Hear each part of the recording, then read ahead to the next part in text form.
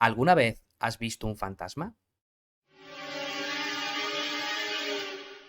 ¿Has tenido alguna experiencia sobrenatural?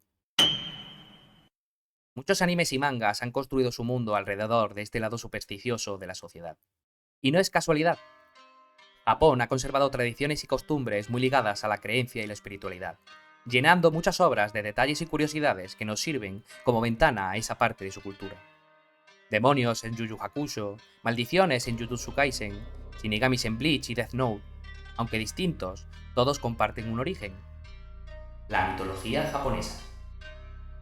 Incluso en series infantiles como Yokai Watch se pueden encontrar ejemplos de cómo se organizan estos seres espirituales dentro del imaginario colectivo. Hoy en Ajimbo vamos a teorizar, precisamente con ayuda de estas muestras y detalles, cómo este conjunto de seres podría tener una explicación que, si bien no es científica, estaría más cerca de la realidad de lo que pensamos. Nuestros guías en esta tarea serán los protagonistas de Dandadan, o más bien sus enemigos, los yokai. Junto con las ideas del filósofo jesuita Teilhard de Chardin y el científico Vladimir Verdadsky sobre la noosfera. ¡Wow! ¡Más despacio! ¡Velocista! Empecemos con lo que ya sabemos para hacerlo más ligero.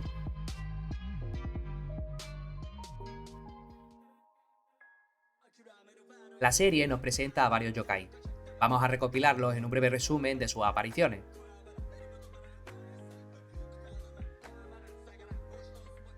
La turboabuela es el yokai coprotagonista de la historia. Su primera aparición es durante la aventura en solitario de Okarun en el túnel Nagi. Ella aparece cuando el joven intenta atravesar el corredor y posee su cuerpo. Esto, mientras aún está poseyéndolo, irrumpen en el secuestro de Yayase a través del móvil de la joven y arremeten contra los aliens. Para que Okarun pueda controlar su estado de posesión, Seiko le explica que debe derrotar al yokai bajo sus propias reglas. En el caso de la turboabuela, es vencerla en una carrera y sacarla del área de la ciudad de Shono.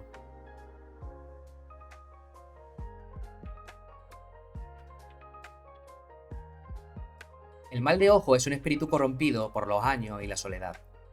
Su aparición es en las ruinas de la casa de sacrificio de la familia Kito. Mientras los jóvenes lidian con el gusano de la muerte mongol que allí habitaba, su objetivo es hacer que uno de ellos lo mire a los ojos para poder poseerlo y consumirlo. Y es Gigi con quien lo consigue. Durante la posesión vemos el pasado del yokai siendo el espíritu de un niño elegido como sacrificio por la familia Kito en la antigüedad, que murió anhelando jugar en el exterior con otros niños. En el futuro, este deseo por jugar y hacer amigos será la clave para que Gigi pueda controlar su estado de posesión.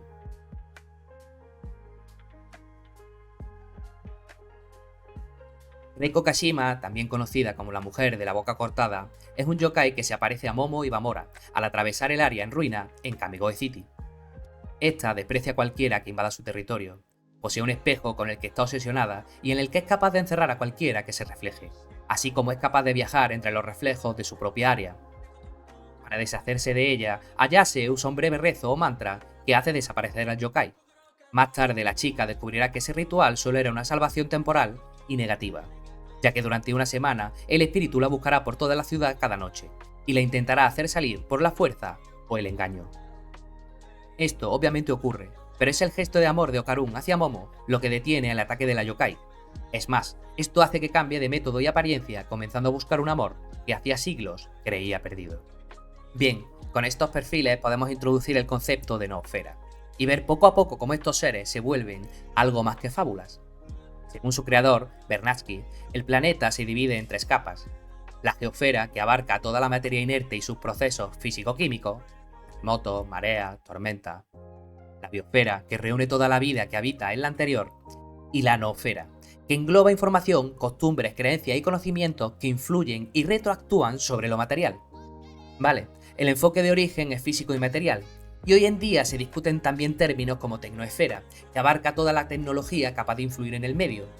Y esto nos viene de perlas para hablar de lo que en la serie llaman eventos funny. Pero, debo hacerlo un poco más denso para llegar al punto. Teilhard de Chardin adoptó el término noosfera desde su perspectiva de filósofo y sacerdote, reinterpretándolo como un espacio virtual donde se almacenan y procesan datos individuales, dando origen a una psique colectiva. Con esto podemos decir que la noosfera de la serie está, obviamente, cargada de la mitología y cultura japonesa.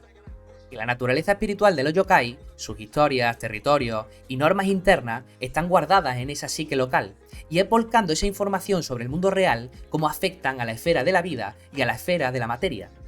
Y vamos a explicarlo.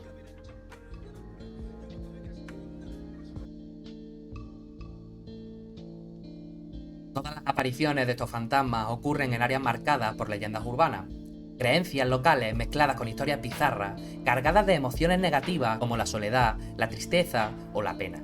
El túnel Nagi, la casa de sacrificio, el terreno en ruina, incluso casos como el de Sedosa Acrobática, un yokai ligado a una compañera de curso de Okarun y Momo, que sigue atada a la ciudad donde se cuenta su historia. Cuando las personas atraviesan estas zonas, sus sentidos se agudizan, ya sea por miedo, curiosidad o duda, y es ahí cuando los yokai se manifiestan. Por lo tanto, podríamos decir que los yokai son acumulaciones de energía noosférica, una fauna autóctona de esa capa de la realidad. Toman forma en historias, narraciones o eventos que en su momento impactaron en la población y que, con el tiempo, se distorsionaron de boca en boca. Y vale, ahora estarás pensando, ¿qué coño me está contando este pájaro? Pues espera, que esto va a ser más claro con una fórmula que voy a llevar a pantalla.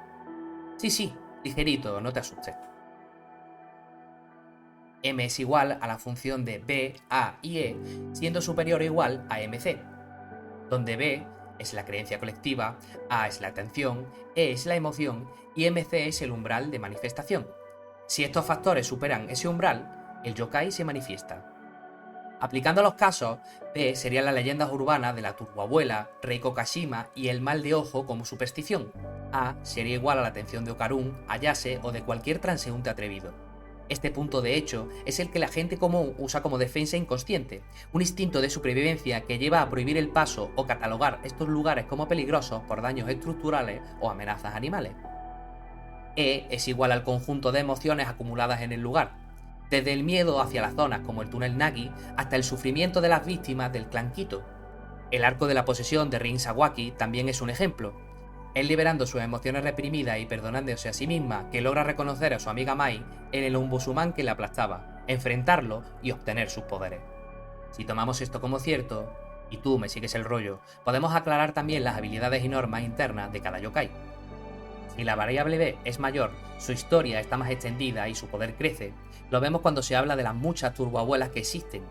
Todas comparten un arquetipo común, pero es la historia local la que marca su personalidad y velocidad. O con los espíritus de la montaña, categoría donde encajan al mal de ojo, lo que lo incluye en un arquetipo más antiguo y por lo tanto más fuerte. La variable A no justifica habilidades, pero sí establece las normas propias de cada yokai. Por ejemplo, la condición del mal de ojo era que la víctima lo mirara directamente. Fue la atención de una pequeña Aira, fijándose en el espíritu de una madre perdida, lo que despertó a Sedosa Acrobática. O las apariciones musicales del Instituto de Okarun, que ocurren cuando alguien toca el piano a partir de las 2 de la mañana. Y ante tu pregunta de ¿esto no es como en Los Simpsons cuando los anuncios cobran vida? Ya sabéis, a los monstruos no mirar. Pues sí, con matices. Los anuncios son historias de corta vida, nacen y mueren en meses, creados para atraer la atención de forma puntual. Esto los hace cientos de veces más débiles que un yokai. Y llegamos a lo que para mí es la variable más importante de la ecuación, porque es a través de ella que entendemos lo más guapardo de la serie, los estados de posesión. Pero antes, para cerrar rápido el tema de dónde encajan las bolas de Okarun en todo esto, vamos a especular que actúan como un valor constante que modifica y reduce el umbral de manifestación alrededor de las personas que las tocan.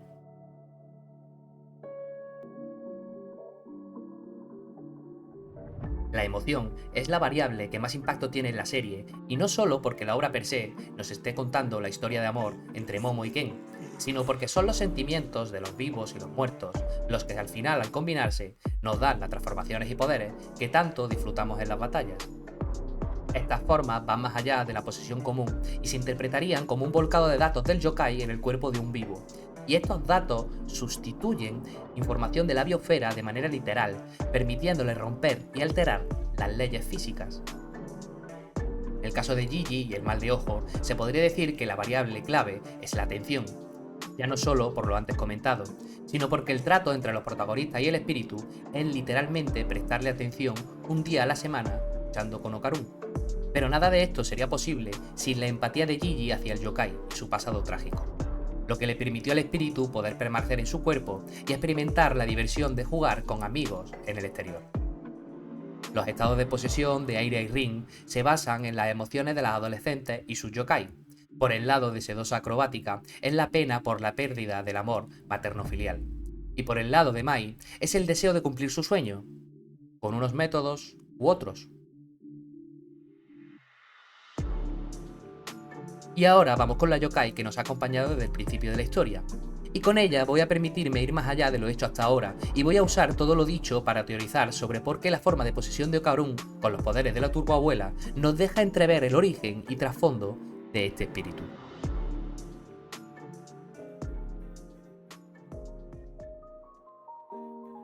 Las raíces de la turboabuela en la mitología son variadas. Un relato cuenta como en tiempos de hambruna, los aldeanos abandonaban a sus ancianos en los bosques, práctica que llamaban ubasute, y estos morían después de correr desesperados en busca de alimento. Otro, el que a mí más me convence, es que es el espíritu de una anciana que deambula consolando a los espíritus de niños y niñas que han muerto en horribles circunstancias. En cualquier caso, para mí, la clave de todo esto se encuentra en el capítulo 1 del anime, en el momento en el que Okarun es poseído por la yokai. Es el grito de Ayase lo que hace al chico en estado de posesión transportarse a través del teléfono usando las habilidades del espíritu y arremeter contra los aliens. ¿Qué nos quiere decir eso? ¿Que Ken veía en Ayase a su primera amiga y sus emociones estallaron al escuchar sus gritos? Sí, claro. Pero, ¿por qué pudo moverse bajo el estado de posesión y usar los poderes de la vieja? ¿Porque es el prota? No. Es porque las emociones de la turbovieja, al escuchar los gritos de Momo, se sintonizaron con las del estudiante y quisieron salvar a la joven. Le preocupa a Ayase, no cualquiera, Ayase. Se puede ver en sus opiniones sobre Aira o Rin que no es preocupación por las chicas en peligro, como justificaría la segunda fábula. Es algo personal. Durante el arco de la canasta de mimbre maldita, donde conocemos a mi personaje favorito, Unjizuma, la turboabuela, en su forma de maneki, decide quedarse con Momo mientras una realidad se derrumba sobre ellas. Y es aquí donde voy a lanzar mi órdago.